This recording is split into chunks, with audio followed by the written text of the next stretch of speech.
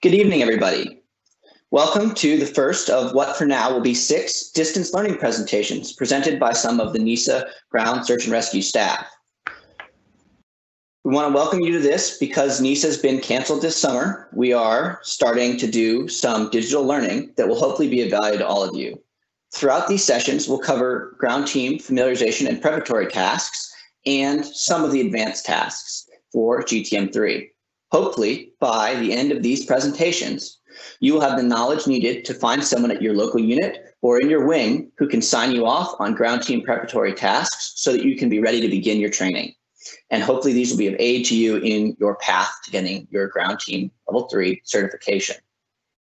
Throughout these distance learning sessions, there is a Q&A feature presented by Microsoft Teams. Please feel free to ask questions at any time, and there are NESA staff online who can answer your questions. They can answer them in text, or they can wait until I have a pause in the presentation, and they can give those questions to me, where I'll be able to answer them for you. Either way, please don't wait until I pause to put your questions in, because they may not process through the system in time for me to answer them. Ask questions as you have them. Again, thank you all for joining us. This first session is going to cover hot and cold weather injuries, natural hazards, and preventing and treating fatigue. We chose these topics for our first session because they're fundamental to ground search and rescue. They are conditions and hazards that we will all encounter on almost every search exercise or mission. Everyone will at some point in their search career have to deal with hot or cold weather hazards, natural hazards, and fatigue. And it's important that you all understand how to prevent and mitigate these risks before we even begin training. At NESA, these will be covered on the first day before anyone goes out in the field so that everyone is safe and prepared. We're going to start with hot and cold weather injuries, particularly hot weather injuries. These are most pressing when you're training in the summer months. We recognize and talk about 3 categories of hot weather injuries: heat cramps, heat exhaustion, and heat stroke, going from the least severe to the most severe. Heat cramps are fundamentally muscle cramps that are often accompanied by other body-wide symptoms like weakness, dizziness, or fainting. This can be a sign of a more severe condition if it's ongoing and extended for a long period of time. Treatment for heat cramps is quite simple. Take a break and get out of the heat. Stop physical activity that might cause cramps and try and remove somebody from any heat sources to help them cool down. Cramps are frequently caused by a lack of electrolytes. Once somebody has heat cramps, you can help treat it by providing electrolyte drinks like Gatorade, but you can in general help prevent it from happening in the first place by practicing proper nutrition, particularly getting enough salt with your meals. You can massage the cramped area to help the muscle relax, and you can try and cool the person or the muscle down directly with something like a cold compress or a moist towelette or an ice pack. Heat cramps or ongoing muscle cramps can be a sign of a worse condition called rhabdomyolysis. If heat cramps are ongoing for a number of hours or you get a change in urine color along with cramps, that's a sign that you should transport this person to a medical care facility and seek more advanced care because it may be a symptom of a larger problem. Heat exhaustion is the next most severe category of heat injury. It can be very severe and a condition that requires aggressive treatment. Heat injury is not always linear. A person won't always have heat cramps and then heat exhaustion. Somebody could have heat exhaustion without ever having a cramp. And it's important that you know that, so that if you see these symptoms, but you never see cramps, you're still able to recognize and treat for heat exhaustion.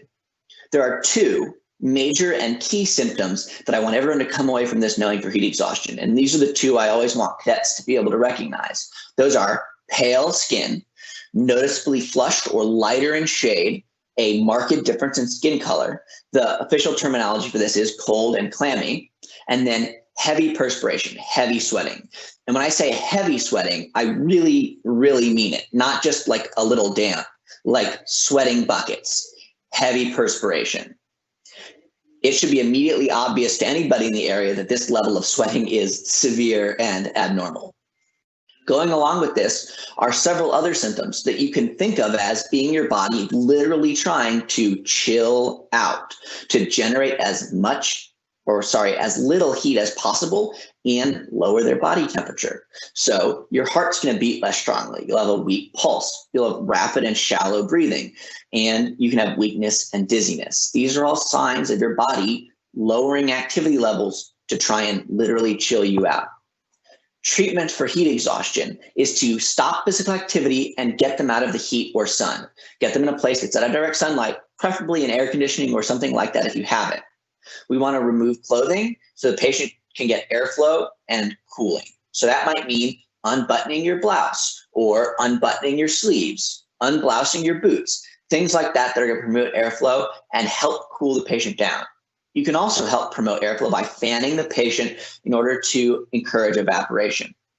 We want to provide electrolyte drinks like Gatorade only if the patient is conscious. It's bad for you and the patient and everybody in the area if you try and force Gatorade down an unconscious person's throat.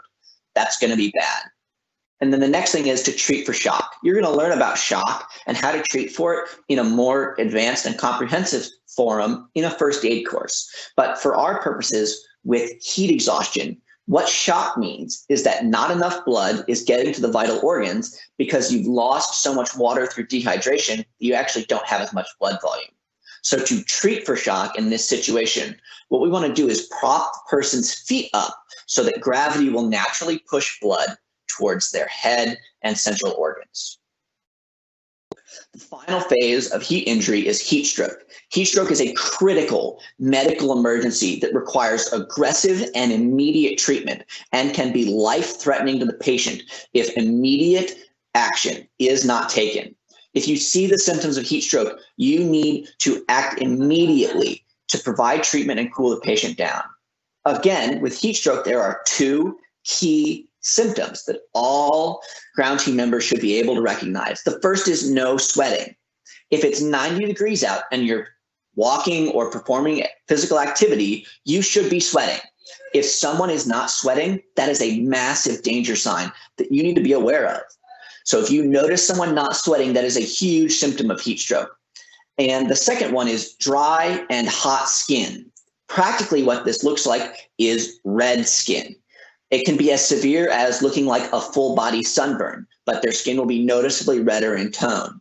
If you observe no sweating and red skin, you should immediately begin treatment for heat stroke. You can also have deep breathing that becomes more shallow and a rapid pulse that becomes weaker.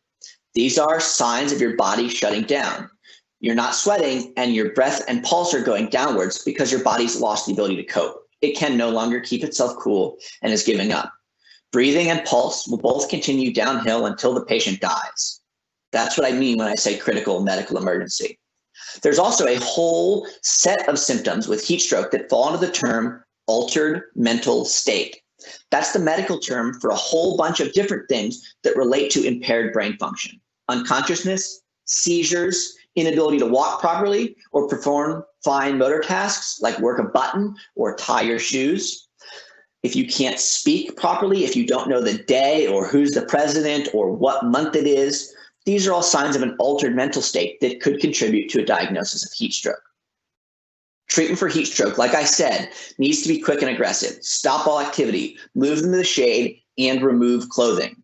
When I say remove clothing, this may mean all of it. It may mean take off their blouse, take off their shirt, take off their boots, take off their socks, take off their pants. We need to immediately cool this person down before long-term permanent damage is done or death occurs.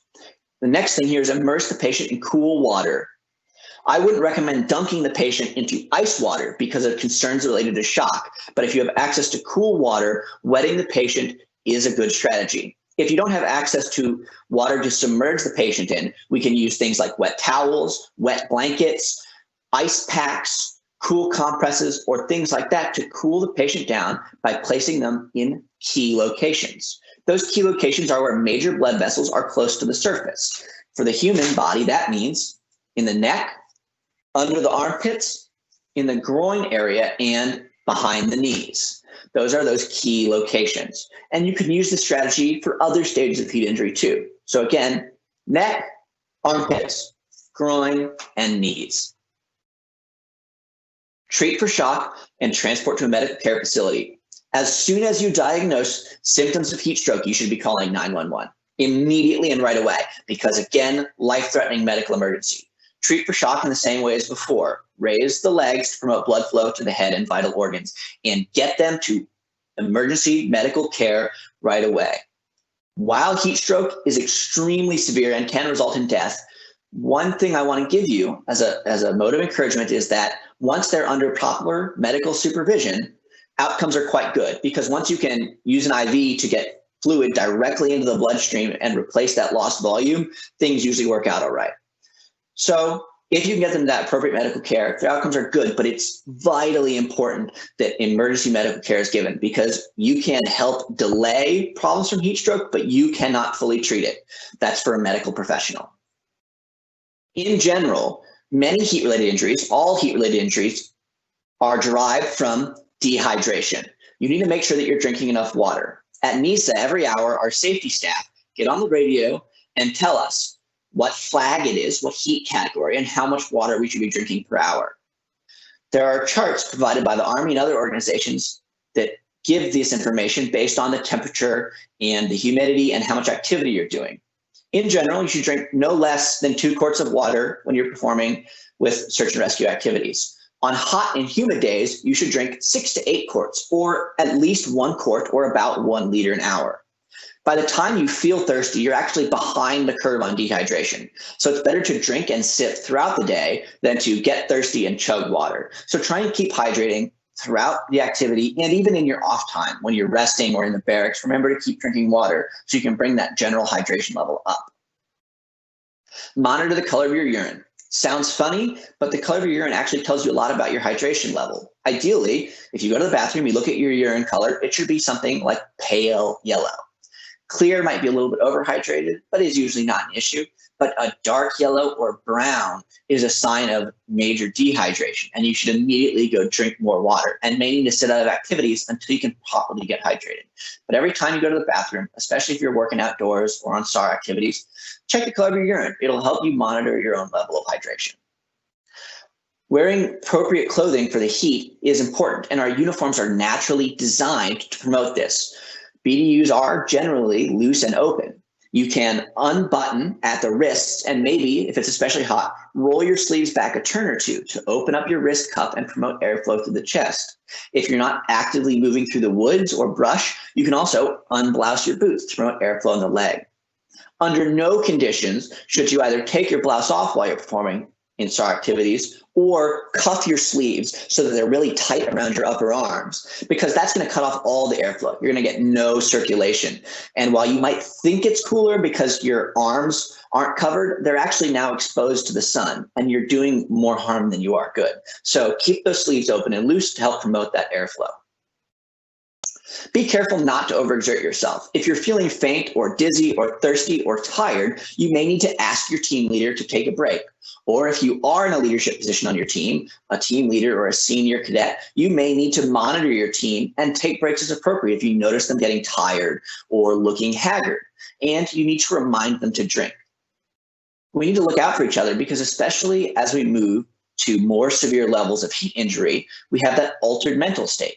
We can no longer take care of ourselves because mental function is declining. So we need to take care of each other. We need to use the buddy system.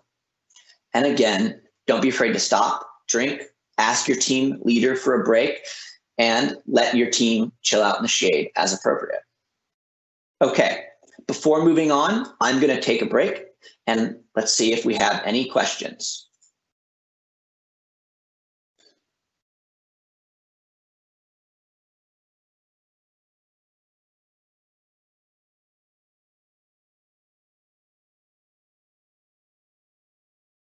Okay, looks like we have no questions, so we're going to move on to cold weather injuries. So we're going to look at 2 cold weather injuries and 2 stages for each. The first one we're going to look at is frostbite, and we'll look at an early and a late stage for that, and then we'll do the same for hypothermia. Frostbite usually affects a specific part of the body, usually an extremity. An extremity means something kind of on the end, like your fingers, your toes, nose, or ears. Those are the most commonly affected areas. The early stage symptoms are a change in skin color, turning from red to white to waxy, and then numbness in that particular area. Many of you who have spent time out in the cold might be saying, well, hey, I've seen my skin turn a little bit red and I've got a little bit numb. That's nothing to be worried about. That's just normal. And to an extent, some of that is true. A little bit red and a little bit numb is probably normal, but very red or completely white or turning waxy is a sign of a problem. And general numbness, if your entire foot or your entire hand is numb, is a symptom of a problem. And so we need to be looking out for those escalations. A little bit is not a problem. A lot starts to be concerning. Treatment for early stage frostbite is generally to try and warm the affected extremity. So if it's something like your hands, we can use body heat to do that. Kind of like the key areas to cool down for heat injury, we can use those same areas to warm up because there's those warm blood close to the surface. So you can take your hands and you can put them in your armpit. And you'll notice if you try it along with me, do it right now, that yeah, it's kind of warm in there. That would be something I would do if my hands were cold. And the same thing applies to the groin. I know it sounds funny, but if you're having problems with frostbite, you can stick your hands in your pants. And any of you that want to try it right now will also notice, yeah, it's kind of warm in there. If you're not already wearing something to cover an extremity, you can use gloves or hats, put those on, a second pair of socks, something like that. If your socks are wet, change to dry socks. And something that's important to not do is to massage a frostbitten body part. Frostbite is fundamentally caused by freezing, ice crystals in the cells that can destroy the cells and cause tissue damage. And if you take weakened tissue and then rub on it, you're just going to hurt it more and cause greater issues. So don't massage a frostbitten body part. Warm it with body heat or extra layers. Late stage frostbite is a continue of the same symptoms that we saw in early stage frostbite, but getting more severe. That color change is the big one. Your skin's going to turn mottled, then to blotchy yellow and grayish blue. You can see in that picture there, something probably in the yellow to gray phase, and it's not pretty. That looks bad. If you see one of your fingers that color, you should know that there's a problem. So we want to watch that transition as it goes from the waxy from earlier to a mottled color. Now we really need to start being concerned. Late stage frostbite is extremely severe and can and does result in amputation of the extremity. So it's important that we take immediate action to warm that body part. We can't handle the really severe cases of frostbite. So we need to get appropriate medical attention. So once you start to see it be mottled or blotchy, we need to start thinking immediately about how we get this person to appropriate medical care. You can also warm the body part in other ways. So if body heat has failed and layers have failed, we can use ambient temperature, like holding our hands over a heater, or water to rewarm the body part. The important thing is to do it gradually. If any of you have ever stuck your hands in warm water to warm them up after being outside for a long time and they've gone numb, you'll know it hurts, right? So frostbite, if you were to use hot water, you would just cause extreme pain. Even with lukewarm water, which is what you want to use, it will not be pleasant. It will be very unpleasant, but definitely don't use hot water. Use something lukewarm. Or if you're going to warm over a heater, try and do it gently and gradually. Do not massage the frostbitten body part, same as earlier. Another thing not to do is do not thaw and then refreeze. An example of this is don't build a fire, thaw your hands out, keep hiking, and let them refreeze. It's actually the freezing process that does the damage. So if you go through it twice, you're just going to cause more damage. In that case, it would actually be better to continue hiking. So don't try and thaw a frostbitten body part unless you are absolutely sure that you can keep it thawed. But once it gets here, no matter what, seek appropriate medical attention. Hypothermia affects the entire body, whereas frostbite affects only one little bit. Hypothermia is system-wide, and it fundamentally means your core body temperature dropping too low. I want everyone to make special note that you don't have to be in the Arctic to get hypothermia. It doesn't have to be freezing. You don't have to see snow. I personally have seen cadets be sent to the hospital for hypothermia training in Georgia. If it can happen in Georgia, it can happen anywhere in the US. And it's something that we all need to be on the lookout for. Even if it's above freezing, if it's windy, if people are wet, hypothermia can set in much earlier. Symptoms for early stage hypothermia are uncontrollable shivering and numbness. And again, all of you that have been out in the cold go, hey, I shivered. I was fine. I didn't have hypothermia. I've been a little bit numb. But if it's uncontrollable, if you can't make yourself stop, if you can't mentally make yourself stop, or if your teeth are clacking audibly, or there's general body-wide numbness, that's a problem. Hypothermia, again, is body-wide. So if you have these symptoms in a small amount or localized, it might not be hypothermia. But if your whole body is shivering uncontrollably, then you have a problem. Treatment for early stage hypothermia is fundamentally to get the patient warm. If they are wet in any way, we need to get them dry. You carry extra socks and an extra t-shirt in your 24-hour gear. You may need to share coats, use tarps, whatever it is to add layers to that patient to help warm them up. You can also share body heat, but the important thing is if they're wet, get them dry. Some studies have shown that you can lose heat 26 times faster when you're wet than when you're dry. So it really is vital to get a person dry, and then do what you can to share clothing and body heat or whatever it is you have to do to get that patient warm. Because hypothermia is about your central core temperature, it really doesn't do much good to heat the extremities, right? It doesn't do much good to hold your hands over a fire when what the problem is your core. So we want to focus on the central body, because once we start warming the extremities, blood vessels open up and blood starts flowing there, and it actually makes you colder in the long run. Later stage hypothermia is primarily characterized, again, by an altered mental state. There are many symptoms of this. Some are listed here: drowsiness, an inability to perform simple actions, by which we mean especially fine motor function, like working a button or tying your shoes; slow pulse and breathing, which will continue downhill until the patient dies. And then this is termed glassy stare or failing eyesight. You'll know it when you see it, but to try and describe it means the person is zoned out. They can't focus on the thing in front of them. They're not tracking well. They're not making firm eye contact. They're really kind of out of it visually. They can't use their eyes properly to zoom in or track. And then unconsciousness. People will pass out and not wake up if there's not treatment provided. They can also become really loopy. They can become resistant to help. They can not admit that they're cold. There's a whole slew of symptoms here that all fall under their mind isn't working right. They have an altered mental state.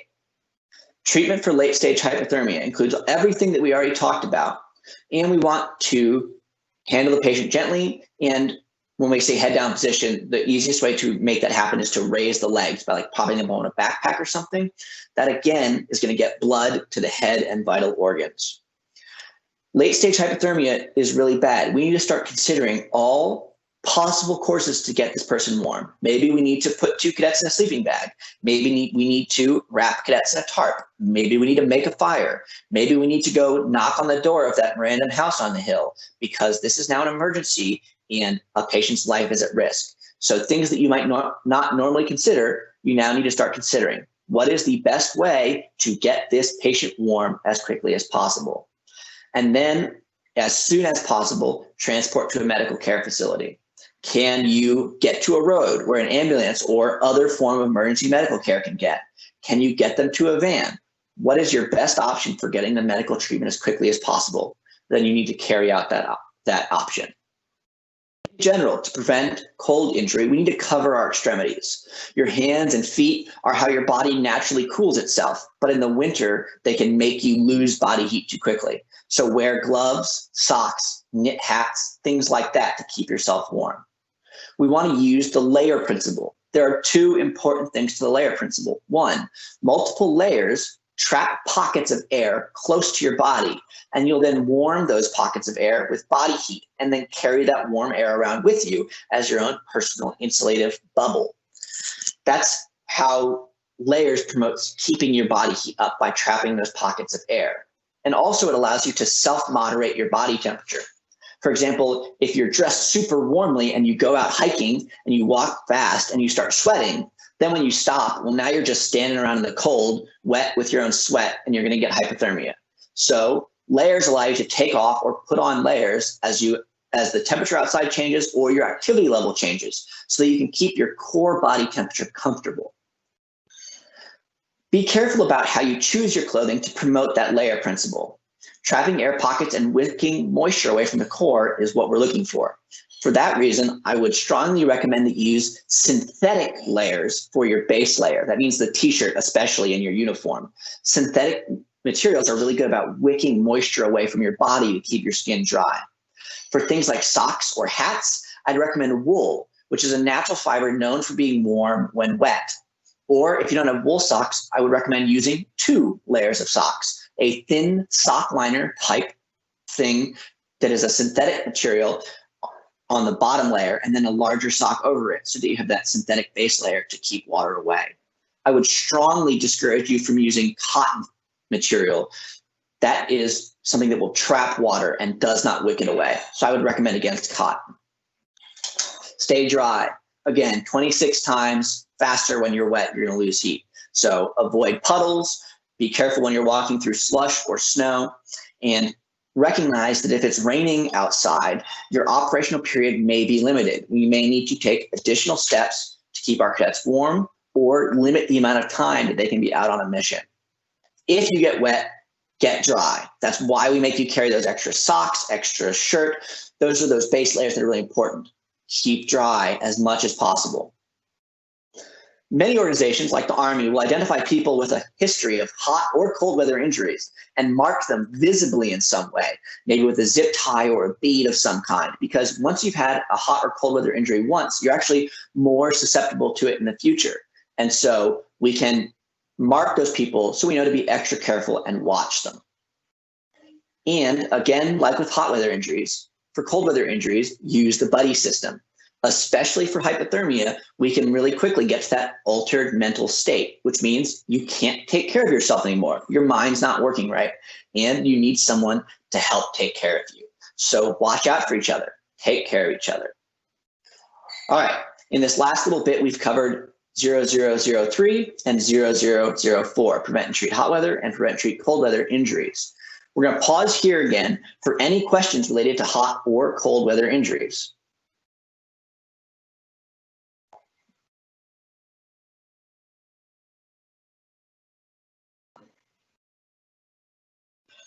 Okay, again, looks like either we have no questions or the staff have all answered them in text. So let's move on to our next subject. Well, it's reminding me here. Our next subject is natural hazards. Natural hazards are an inherent and ongoing part of all SAR activities. Every natural environment that we train or work in has some hazard inherent to it. Some have more hazards, some have less hazards, but by being aware of what those dangers are and how to mitigate them, we can work and move safely in these environments. Some of the general considerations are terrain, plants, insects, snakes, animals, and our own tiredness that can make us more prone to risk or injury. There's something inherent to all of these. Every terrain we work in has some level of risk. There are more risky terrains like cliffs, boulder fields, swampy areas, or what we might call scree rock, different sized rocks that litter the ground and are a tripping hazard. It doesn't mean we can't work around these terrains. It just means we need to be more careful. We need to move more slowly and allow more time for our search patterns.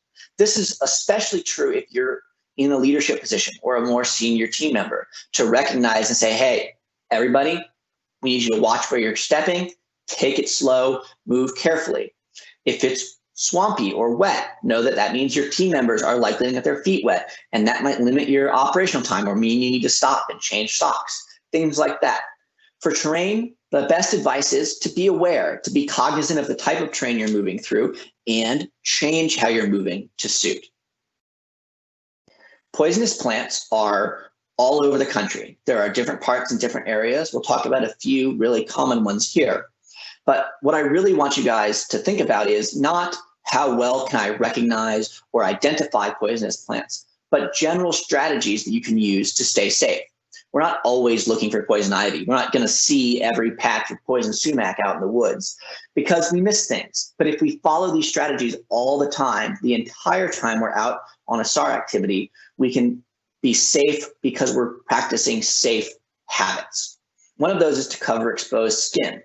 Again, our uniforms do this well. We have long pants that are bloused into our boots to prevent exposure, and we keep our sleeves down to cover our arms. Again, This is another reason not to cuff your sleeves, because it's going to protect you from plants or thorns or things like that.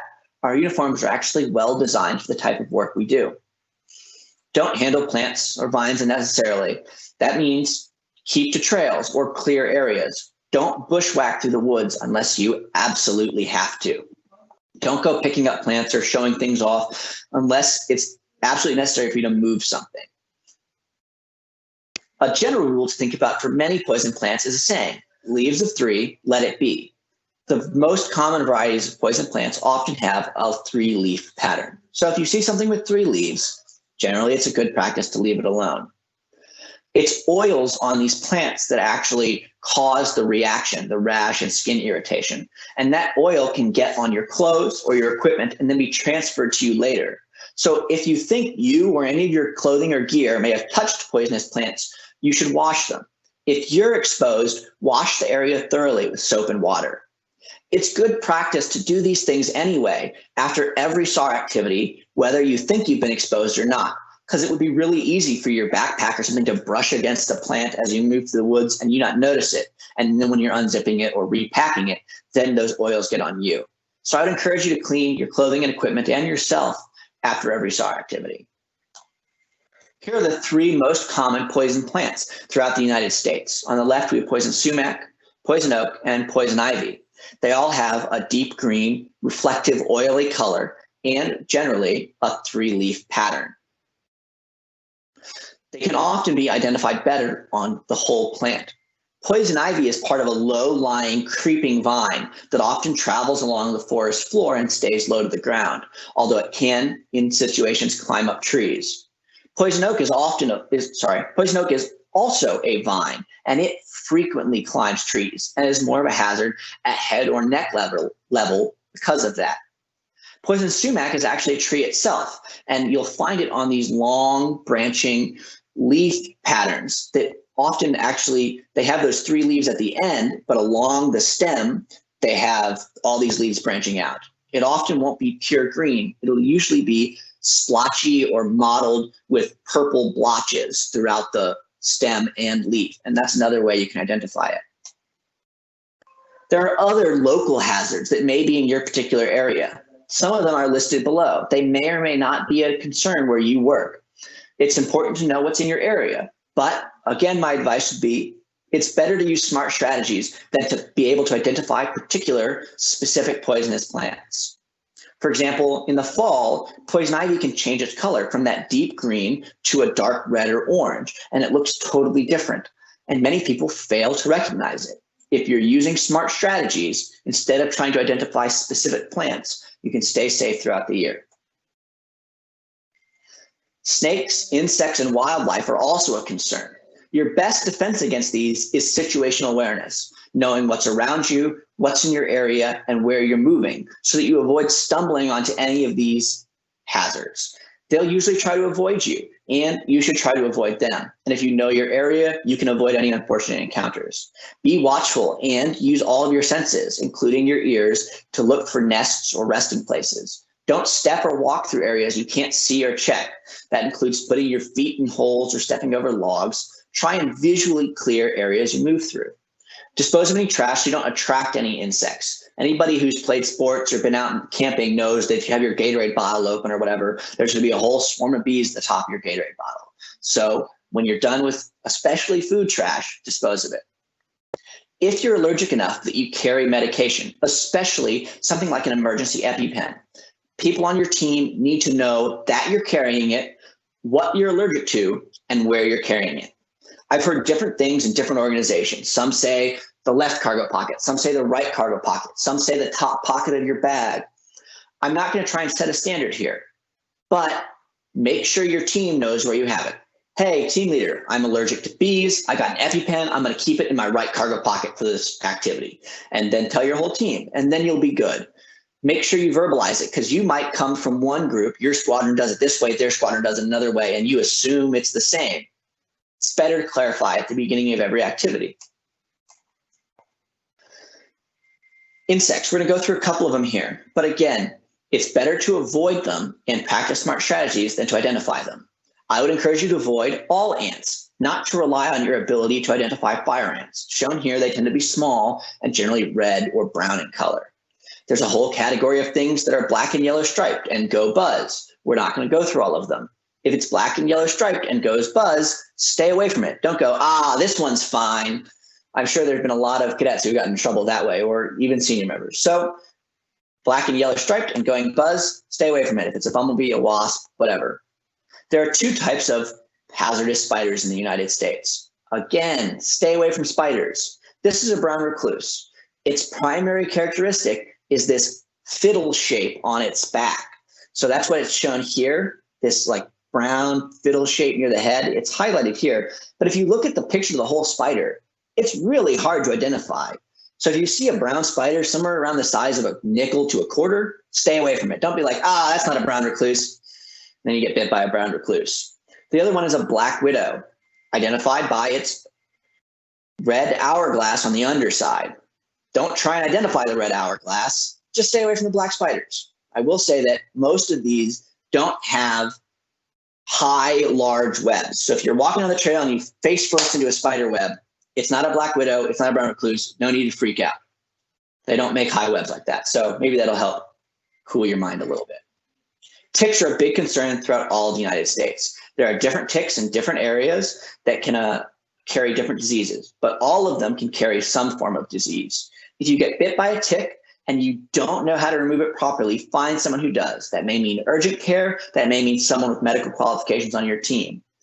And it's important that after you get bit by a tick, you carefully monitor the bite site for further reactions. Lyme's disease is one of the ones that's most known. And if you get bit by a tick and you see a red dot at the bite site and then a red ring around it, usually called a bullseye, that's a sign of Lyme's disease. I've personally had some tick-borne illnesses that were characterized by a rash and lesions, a darkening in blood vessels near the surface. So after a tick is removed, watch the bite site. And if you notice any surface rash or reaction, immediately go seek a doctor. In my case, because I was careful and paid attention and sought medical treatment when needed, I didn't suffer any symptoms. So proper monitoring and medical care can prevent problems from tick-borne illnesses. Here's a scorpion. It may be of danger to some of you, depending on where you work. Snakes in general can be a hazard, but again, through understanding the hazards, we can reduce risk to any of us. Be careful about how you're moving through your environment in order to avoid snakes. There's a couple rules. Don't try and work or rest or sleep in areas where snakes might hide. That's areas with holes or shelters or shades, like cracks and boulders or holes under trees. Don't go reaching into places like this either, unless it's absolutely necessary and you've cleared it first. Anywhere you want to move, step, or reach, look first. Look before you leap. There's a couple rules here, and I'm not a big fan of all of them. Be careful where you're walking. Good advice. Don't pick up any snake unless you are, Don't pick up snakes. There's just no reason for it on a SAR activity. Don't go messing with snakes. Don't pick up any snakes. Don't pick up freshly killed snakes don't pick up snakes. Don't go killing snakes unless it's absolutely necessary, and then have someone who absolutely knows what they're doing. Don't go pick up snakes, freshly killed or otherwise. If you pay attention to where you're moving, snakes will get out of your way, or you can get out of their way. They're not going to come hunt you down. So we're going to go through a couple slides of a couple snakes that are common throughout the US. But again, it's better to avoid all snakes than to rely on your ability to properly identify the poisonous ones. So here's a cottonmouth or a water moccasin, named as such because it's got that bright white mouth. You can see a little better here that it flashes as a warning symbol.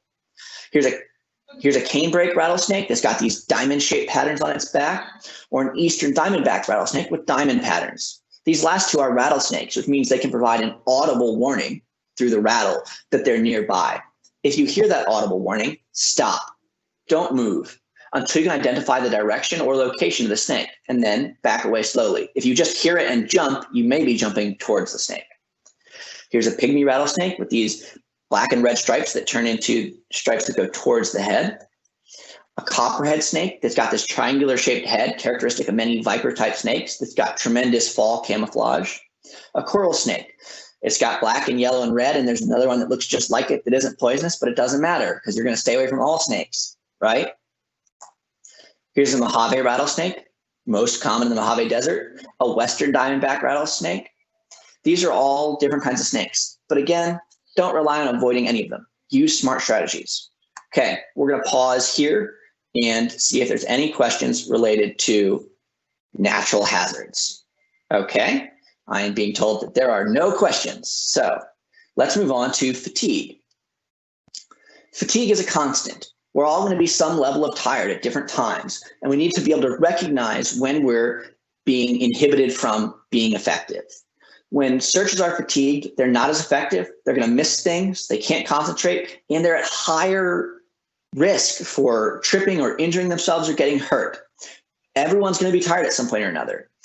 We as a group, as an organization, can recognize and prevent fatigue, but it's especially on you guys as individuals to learn what fatigue looks like for you, what symptoms you show, and what strategies work well for you, because in some ways it can be really individual. Passing this knowledge task comes down to knowing and memorizing a number of these symptoms. They can all be found in your ground team handbook. We'll go over some of them now, but again, pay attention to what happens to you.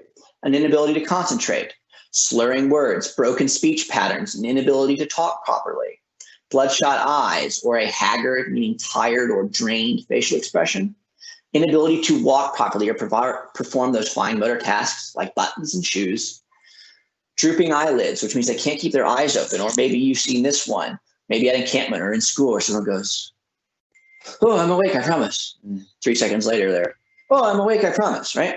We've all seen that number. False energy or slap happiness, you might call this a second wind, someone who's got all kinds of energy, who finds everything happy and funny, who's laughing at everything. When you're working on your essay, maybe the second wind is great.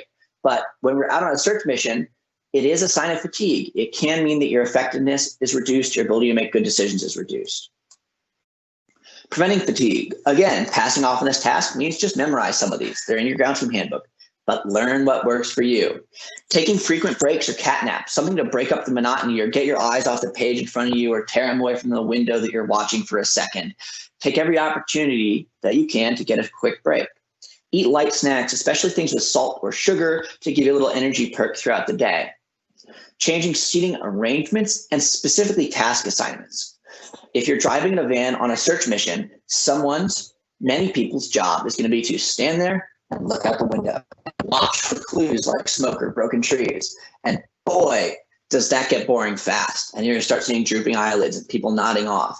So rotate it up. The cadet or member who was on the radio, put them on watch for a while. The cadet who was on watch, give them a chance to work the log for a while. Break it up so that you're not getting problems with monotony. Get adequate sleep during crew rest periods. On a SAR activity, you're going to have a set work-rest cycle. And during those rest periods, it's important that we reserve those for important tasks, getting food, resting, repairing and refitting our gear, and maybe a little bit relaxing and blowing off some steam. But that doesn't mean to roughhouse. Get good nutrition and drink enough water, even when you're on your crew rest period. Make sure you keep drinking water to stay hydrated. There's a saying in GSAR, why stand when you can sit? Why sit when you can lie down? Why be awake when you're asleep? Get any rest or break you can whenever the opportunity presents itself. Don't roughhouse. Don't do anything physical that you don't have to do to conserve your energy. And keep an eye out on each other. When you get tired, you may not know that you're fatigued. Someone else may have to do that buddy system for you. So take care of each other. This little bullet here says you can be replaced. That doesn't mean we don't need you, you're not important, we don't like you. What it means is we're all going to watch out for each other. You may need someone else to cover your job so that you can get a quick nap or take a lap or grab a sip of water. And sometime later, you'll do the same for somebody else so that they can get a break. We can find someone to cover your job for a minute while you get properly rested so that you're not suffering from fatigue. We're all going to replace others at some time or another. We're all going to help each other out and cover for each other. So if you need a break, ask for it. Someone will help you out. The tasks that we covered in this last little section are 0101, identify natural hazards, and 0103, prevent and treat fatigue.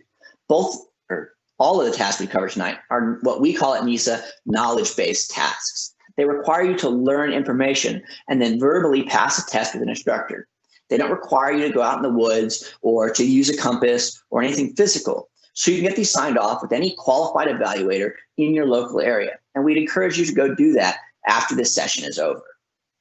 Are there any questions at this point relating to anything we've talked about here tonight?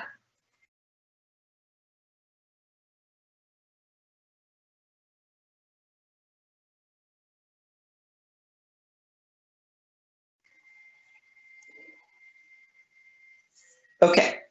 Well, thank you all very much for joining us tonight. We are so glad to have you, and we're so happy to be doing this to find a way to put out knowledge to people who want it during this time. In the near future, we're going to be putting out a quiz for you guys. It's purely a self-evaluation of your learning so that you can see where you are and how well you've recovered this information. If you can pass those quizzes and you feel confident about that knowledge, chances are you could get signed off by an evaluator in your local area. We're going to put a feedback form into the chat after I'm done speaking here so that you can evaluate us, tell us how we did, and give us feedback so that we can improve these future sessions. We hope that all of you will join us at our next session, which is going to be next Thursday, and for following sessions after that. We plan to hold these every week for the foreseeable future.